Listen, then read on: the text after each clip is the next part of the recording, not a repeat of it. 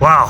So I have nothing in my brain. It is completely empty, like your house, it's ideally you want to be clutter free. Um, and our brains are no different. So, and that's all thanks to GPC, Obsidian main file, um, everything that you can think of involving time management, like bill pay, is already done. So that's pretty cool. Uh, so objectives. What are the next things? Working on a new program, uh, basically to where I could go back to any point in human history and have the date. It's going to be a little more sophisticated than that. It's going to have some other features, but it's going to look sweet. So I'm working on that. Uh, and then the next thing is chronology.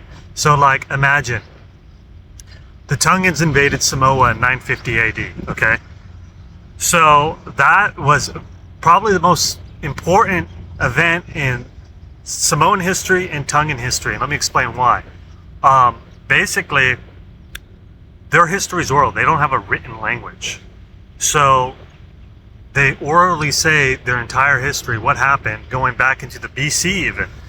Imagine that the Tongans never invaded Samoa. There would be zero accountability. We just have to take their words. And probably, there would be no credibility. I think the West wouldn't take it very seriously.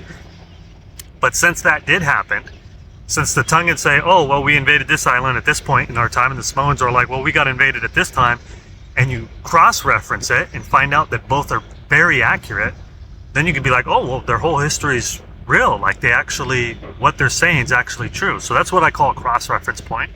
So it'd be extremely handy, in chronology, if there was like a race of people somewhere out there in the universe similar to the Tongans and Samoans, with just a whole bunch of cross-reference points going, all the way back to Adam. That would be so cool. And you know what? There is actually such a people. So anyway, GPC has been accused of, being Jewish. But anyways, it's the global perennial calendar.